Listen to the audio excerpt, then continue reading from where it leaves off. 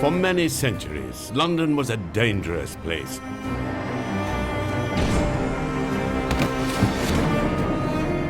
It was a magnet for the very worst kind of people. Jack the Ripper dominated the headlines. But he wasn't the only killer around. Murder was afoot. The fear of death was everywhere. But police had their work cut out to track the culprits down. In this series, we'll be investigating some of the city's most notorious and intriguing crimes. The female defendant.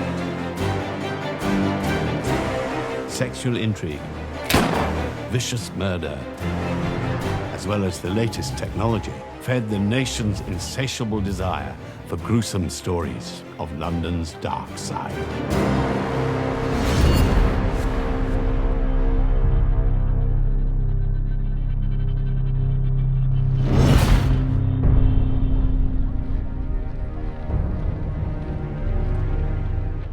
In the early 20th century, all was not well on the continent. Tensions were mounting across Europe and revolutionary movements were forming. Many of the most ardent revolutionaries were sent into exile, and London was one of the few places where they were welcome. Britain was a refuge for people escaping the pogroms in Tsarist Russia and Eastern Europe, and so they fled to this country. And it was an open door policy which infuriated the Russians. Some of them were committing crime, and it was a matter of great concern.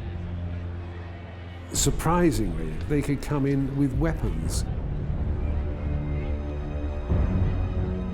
Lenin would make London his home in 1908, along with many other Marxists. The huge losses of the Great War were soon to take their toll, and terrible outbreaks of violence and murder were already spreading throughout the capital.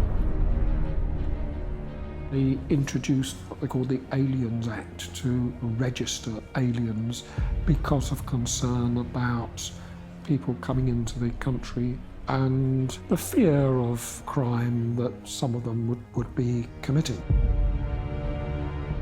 In 1909, the Tottenham outrage shocked the city when two Jewish anarchists from the Russian Empire carried out an armed robbery that killed 2 people, including a police officer, William Tyler. As a result, anti-Semitism and fear of immigration started to ferment.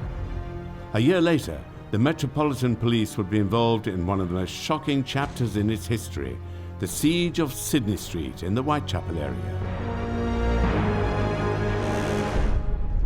It all began when another gang of anarchists, this time from Latvia, committed the Houndsditch murders in East London. Some burglars were breaking into a jeweller's in Houndsditch. City police officers attended, and they were met by this firepower from very powerful weapons. 2 police sergeants and 1 PC were murdered. Members of the Scots Guards from the Tower of London were sent to assist the police. The situation was so serious that the Home Secretary of the time, Winston Churchill, decided he had to head on over to Sydney Street immediately. Winston Churchill himself turned up and actually took charge of the operation. There was smoke coming from the windows of the house. By about 2 o'clock in the afternoon, the fire had taken hold. Eventually, the roof of the house collapsed, and there was clearly nobody who was going to be alive. And they found the 2 dead bodies. At the same time as the Tottenham outrage and the siege of Sydney Street, the suffragette movement was becoming far more militant, and one vicious individual was taking advantage of the position in which many women found themselves. With no vote and limited economic and legal power, women faced gross inequality. Assumptions about their feeble intellect and incomparability with man abounded, even while the suffragette movement was fighting back.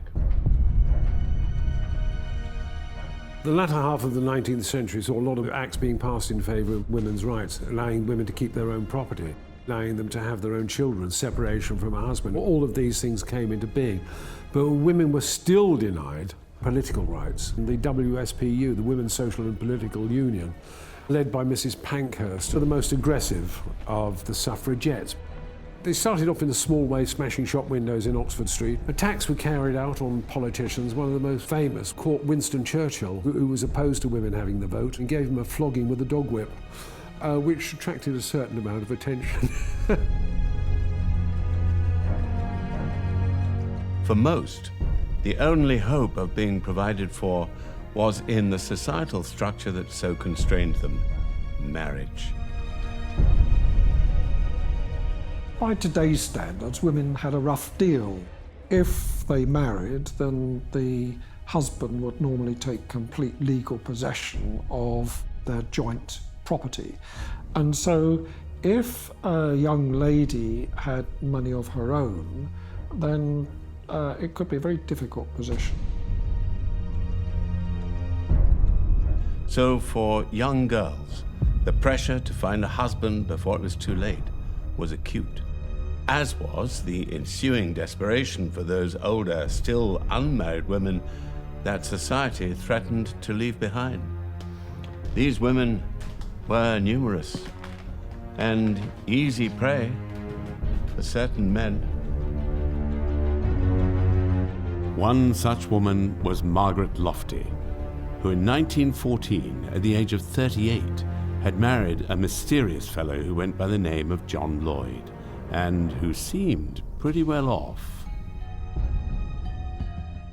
Margaret had had a hard life, and marriage seemed to have passed her by. So you can imagine her excitement at this late bloom of love. The vulnerable, still heartbroken Margaret fell hard for the rich older man. She hid the relationship from her parents until they were wed.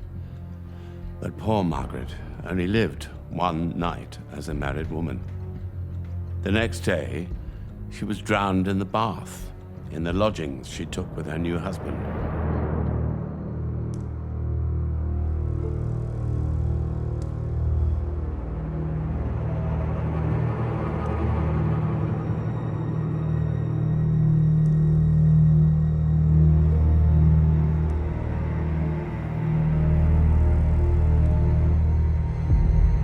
That husband claimed to have found her dead in the bath, but all was not as it seemed.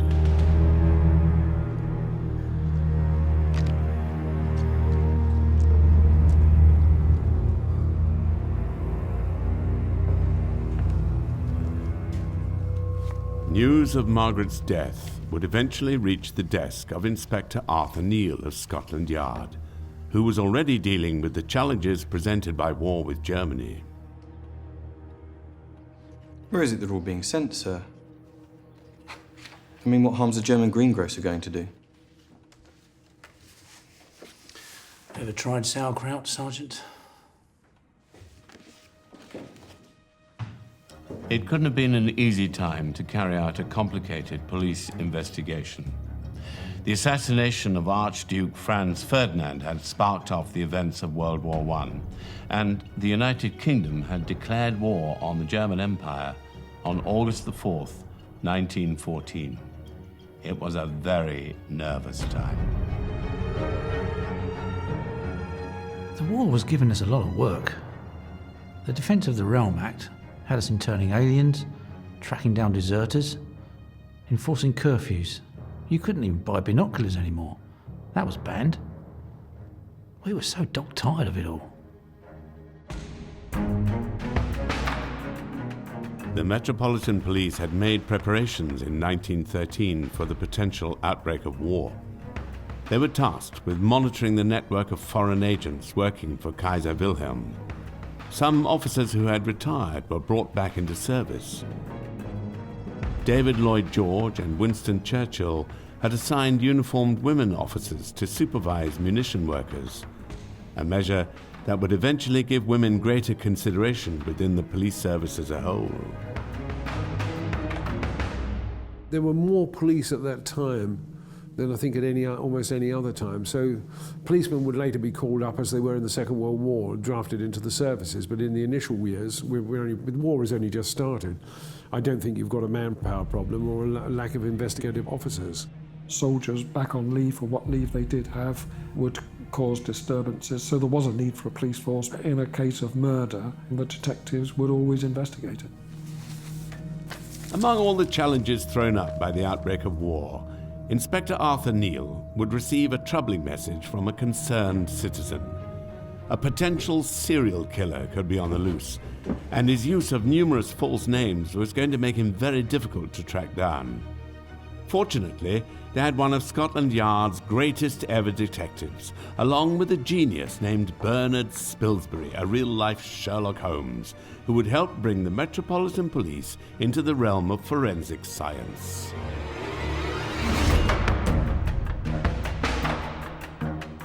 Margaret Lofty had died in the bathtub the day after marrying the mysterious John Lloyd. At first, it seemed her death had been a tragic accident. But Scotland Yard was about to receive a message from a concerned landlord that was to cast suspicion on Margaret's husband. Fortunately, Inspector Arthur Neal was on the case. He would eventually become one of the so-called Big Four, the four superintendents in charge of the Criminal Investigations Department at Scotland Yard.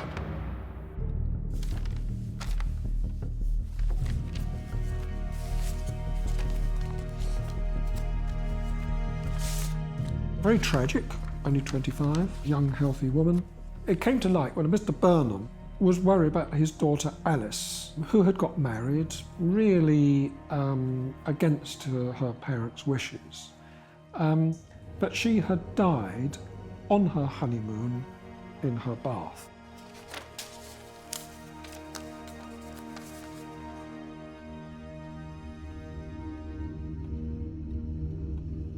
One of the victims, the father, saw details of the death of yet another Mrs. Smith and went to the authorities, and this was when the whole case began to unravel against him.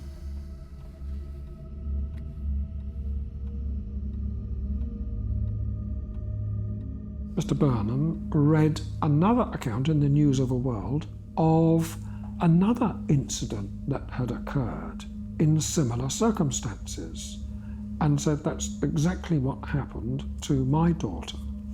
He went to the police, and Detective Inspector Neal took up inquiries.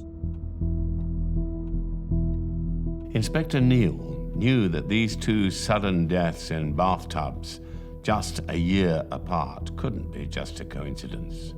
He set out to solve the mystery. But it was 1915. And World War I had started. It wasn't going to be easy to catch a potential serial killer when the whole continent was about to collapse. The police needed to further investigate this earlier death in a bathtub. The first clues to this riddle lay in the coastal town of Southsea.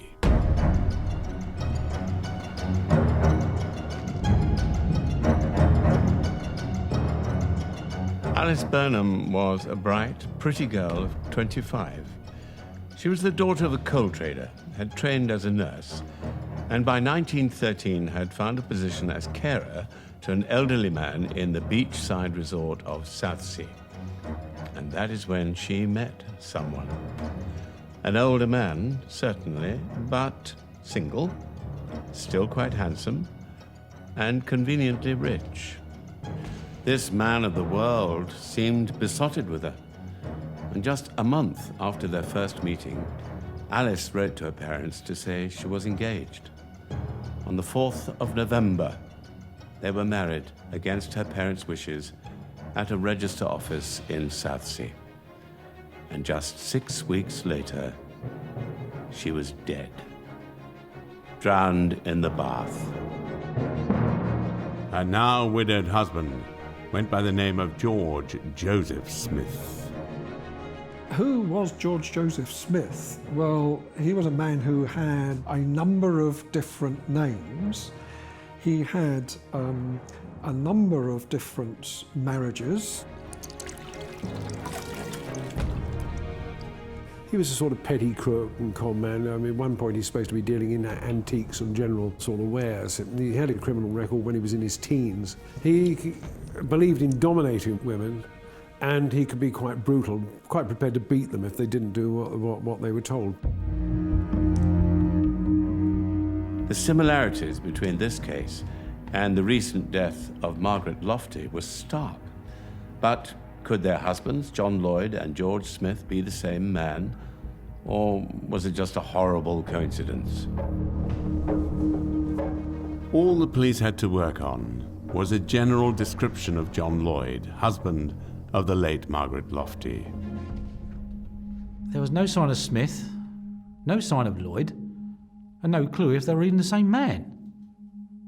Age unknown, birthplace unknown, height 5'10", eyes brown, walks with knees slightly bent together.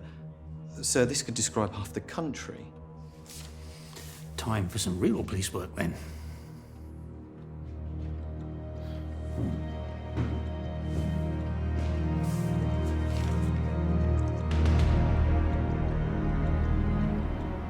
Inspector Arthur Neal was working with Sergeant Harold Reed, who was making inquiries about the brides in the Bath case. Together, they would visit the location where Margaret Lofty had died, and Reed spoke with the police constable who had been first on the scene.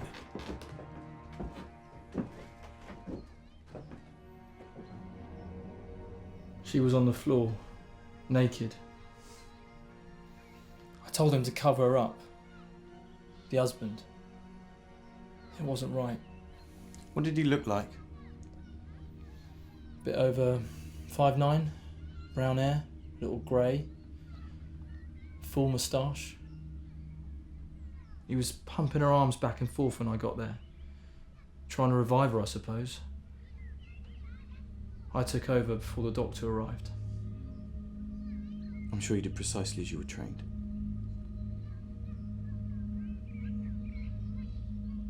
Bath water was still warm.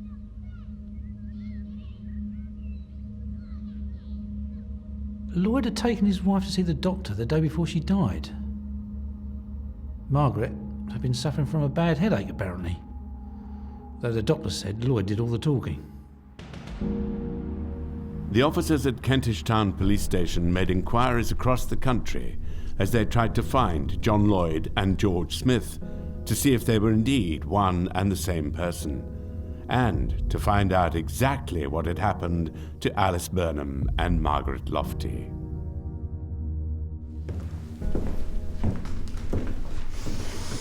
Lungs and stomach filled with soapy water, as you would expect. But heart normal, brain normal. Any news from Bristol? They say without knowing which parish, sir, there's nothing they can do. Up to their eyes in work, apparently. Well, aren't we all? Yes? Speaking. Uh-huh. Yes. Interesting. Of course, do. You have the number. Thank you. A week before she died, Margaret took out life insurance, £700. Now her husband's solicitor is trying to claim it. Margaret had lied to get the policy. She'd claimed she was of independent means. And she said she'd no intention of marrying anyone either. Lloyd was behind it all, of course. He would first of all go to the doctor saying his wife was having fits or seizures. Once this had been placed with the doctor, then he would take out the increased life insurance, and then the wife would be drowned. George Joseph Smith went to the solicitors to pick up the details from his latest new wife's will, which was going to result in him receiving money. He found that in the solicitor's office was Detective Inspector Neal, who had some very serious questions to ask him. George Joseph Smith. Born 11th of January 1872, Old Ford, Bethnal Green. No regular employment or fixed address. Sounds all right, Bounder. We'll need to find out all we can about his finances. You think there could be more, sir? It was a system. Seduction, marriage, and then life insurance. And these sham visits to the doctor. I was convinced Smith had perfected it through practice.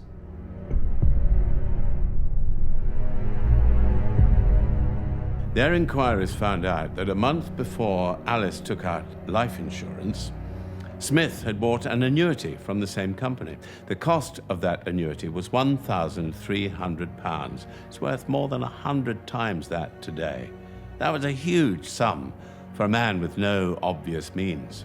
The pressing question for the police was what or who had been the source of that money. The answer to that question would help unravel the mystery of the brides in the bath.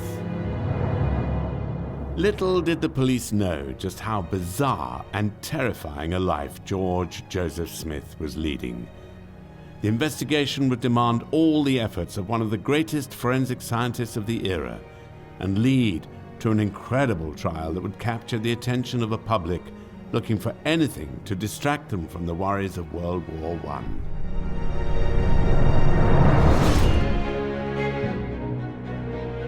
Thanks to a lot of detective work, the Metropolitan Police had worked out that the husband of the recently deceased Margaret Lofty and Alice Burnham was a man born George Joseph Smith.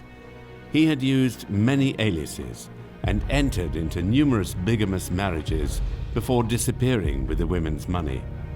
But he was finally in custody.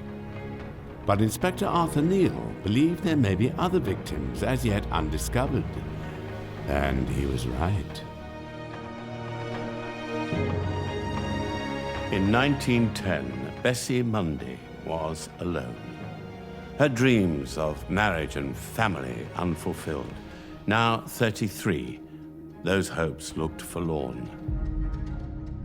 But the following summer, she met a man, a Londoner calling himself Henry Williams. He entranced her with tales of the capital and of his travels across the globe as a painting restorer.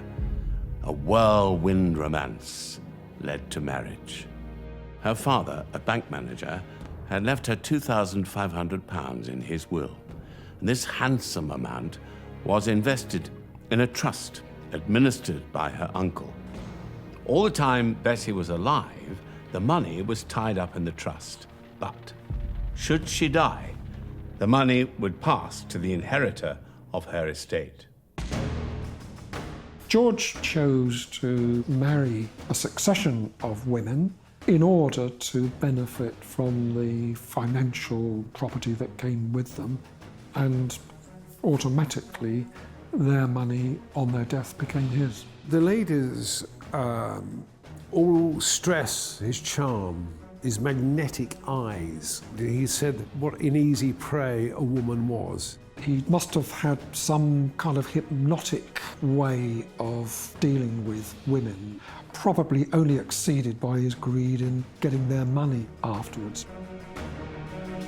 For a man of commanding intensity to persuade a simple girl like Bessie to make him her sole beneficiary was easy enough. All he had to do now was get her to take a bath. Well, in truth, I could have passed the case on to a junior. Would have been fine, I'm sure. The whole thing could have been a remarkable and tragic coincidence. But Inspector Arthur Neal knew that two strikingly similar deaths involving the same man were unlikely to be a coincidence. His department contacted the Home Office's preeminent pathologist to help with the investigation. The pathologist wanted all the baths in which the women had died sent to London for further tests.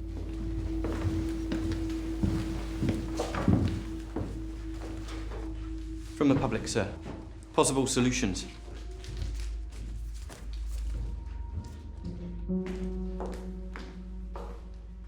Apologies. Cabby ignored my instruction. Took an incorrect route.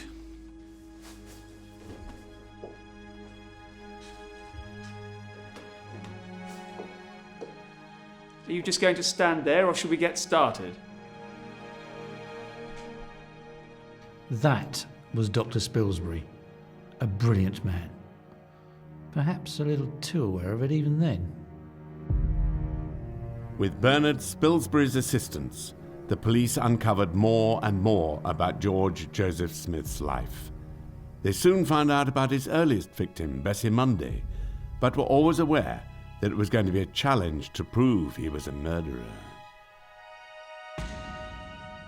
The bodies of George Smith's 3 dead wives were exhumed, but little more could be learned from their decomposing remains, even by the esteemed doctor who examined them. This was Dr. Bernard Spilsbury. The science of forensics was fast developing, offering new and exciting ways of catching and convicting criminals. This was a time proud of its technological marvels. And in Spilsbury, the nation had found a real-life version of Sherlock Holmes. Bernard Spilsbury made his name with the Crippen case and quickly established a tremendous reputation. He became the prominent pathologist who would deal with high-profile murder cases. He was very much like Sherlock Holmes. The one thing he always insisted on was a good sense of smell. And there's a couple of famous photographs where the remains are out in the open and Spilsbury's bending over with his nose in these rotting flesh.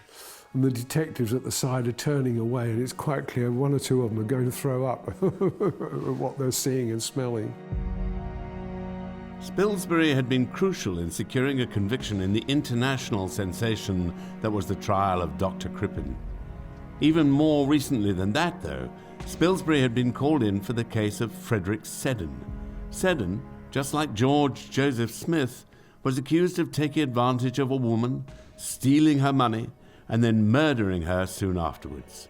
Spilsbury gave evidence at the trial that led to Seddon's conviction for the murder of Eliza Barrow by poisoning her with arsenic, obtained from flypaper. But it was the Brides in the Bath case that would ensure Spilsbury's legacy.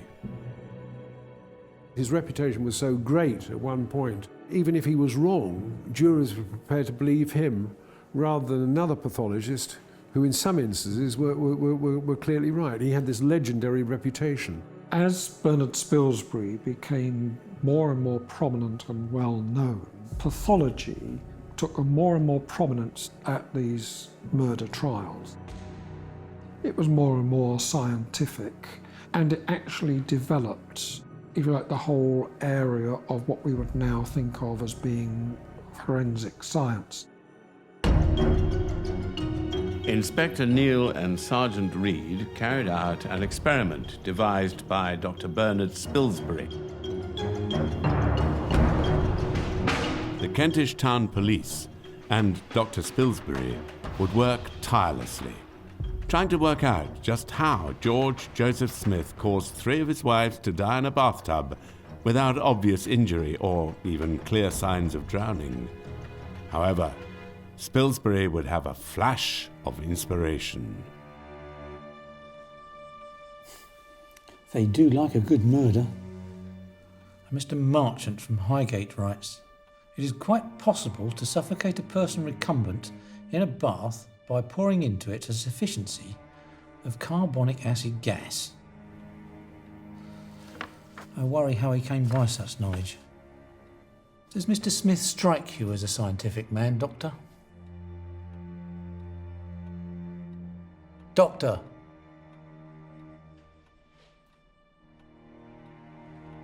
In 1841, the Caledonia sank off the coast of Cornwall. When the captain's body washed up on the beach the next day, something rather curious was noted.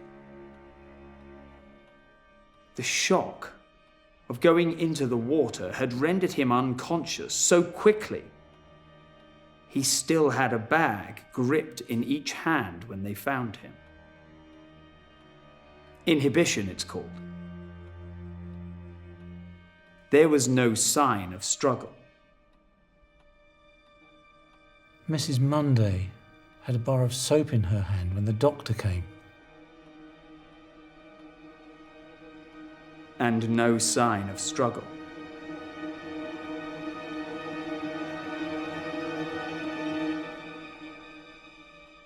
It was a theory. That was all. Not something that we could get a conviction from.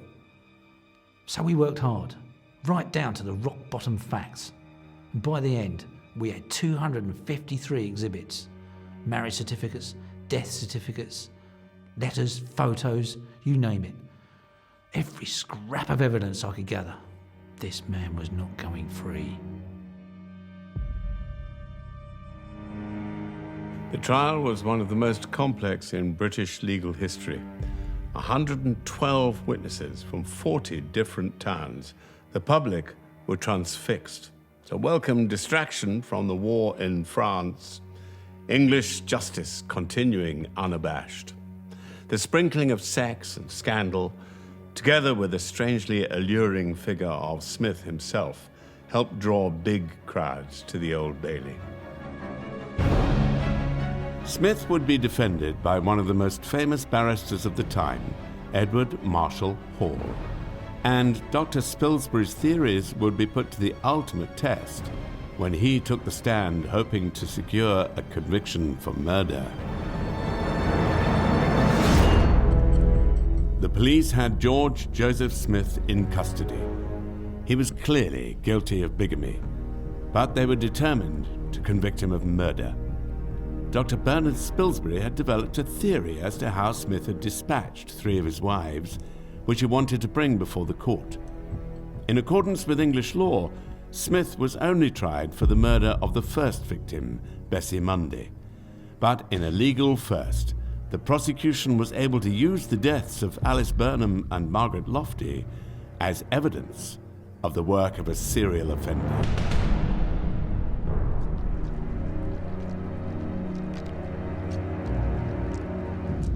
The star witness took his turn on the stand on the 6th day of the trial, Monday, the 28th of June, 1915.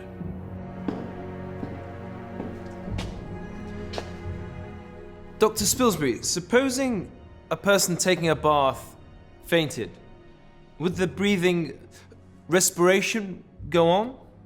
To a certain extent. Can you give us any opinion at all as to what would be the result if the face was submerged whilst in a faint? Would the water would come into the mouth? Yes, and it would pass down into the windpipe. And what effect would that have?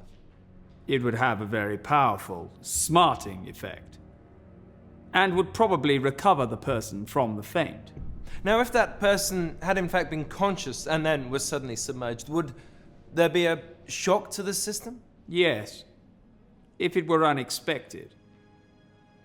It might, even if it were expected. And if a shock were received due to a sudden submersion, would consciousness be kept, or would that be lost? That would be lost at once. You mean immediately after submersion? Yes. Or almost immediately? Actually, immediately. Thank you, Doctor. In the trial, they explained that it is possible to drown in a bath if somebody's feet are pulled up from behind. Spilsbury developed the theory that the baths that they were shown were too short, and if the body had gone rigid, then the body would not have gone below the water. A woman police officer acted as a demonstration of this at the trial. Spilsbury nearly drowned her because what he did, he lifted her legs very suddenly and pushed the head down, and she lost all consciousness almost straight away, and she had to be given artificial respiration. That was a very graphic demonstration which actually showed the method that George Joseph Smith had employed. Smith was defended by one of the greats of the day, the theatrical barrister Edward Marshall Hall, but even Marshall Hall found this case difficult. His early attempts to stop evidence relating to the deaths of Alice Burnham and Margaret Lofty being heard were unsuccessful. Edward Marshall Hall's the defence barrister, quite a flamboyant man, very good at persuading juries that there was an element of doubt and so on. And a very good sort of legal mind as well, and one of these sort of prominent lawyers of his age. Marshall Hall was known as the great defender. His party piece in the trials was to use the scales of justice. He would stand there and one arm would go up and one would go down, and this was how he would argue his case. So if you had Marshall Hall defending you, then that was a great reassurance, and he would do his best for you in the highest tradition of barristers. George Joseph Smith himself never came to the stand. Marshall Hall produced a note which showed that his client did not want to give evidence. But the great defender was hoping he could pick holes in Spilsbury's argument. Dr. Spilsbury, epilepsy is a very difficult subject. It has varied symptoms. Yes, it has. And of course, they can be extremely varied in degree. Yes.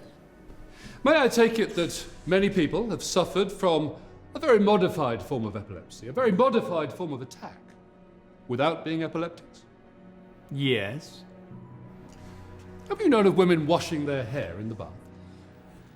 Yes. If you're in the bath and using soap, you cannot get the soap out of your hair very well by simply rinsing it with that same soapy water, can you? No. The very natural thing for a lady to do then would be to lean forward, put her head under the tap, and let the fresh, clear water run on her head. That would be one method. Assuming a woman had had a fairly hot bath, and she was not in a very healthy condition, that is the evidence we've got, and she were rinsing her hair in this way, and had a sudden fainting fit, would she not fall? The theory put forward by Marshall Hall was dismissed by Spilsbury, and although technically possible, it did nothing to convince the jury of George Joseph Smith's innocence. Overall, it was Bernard Spilsbury's brilliant mind and the dogged determination of Arthur Neal which would prove decisive. Marshall Hall's theatrical brilliance and flights of fancy failed to save this client. The jury retired on the 30th of June, 1915, and took just 20 minutes to decide George Smith's fate.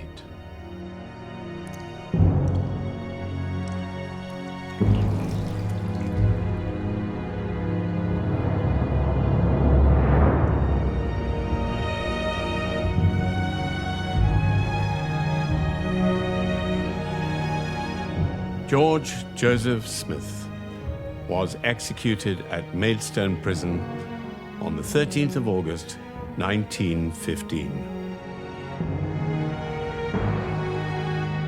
He did leave behind his only legal wife, Caroline Thornhill, whom he had married in 1898. The day after Smith's execution, she married a Canadian soldier.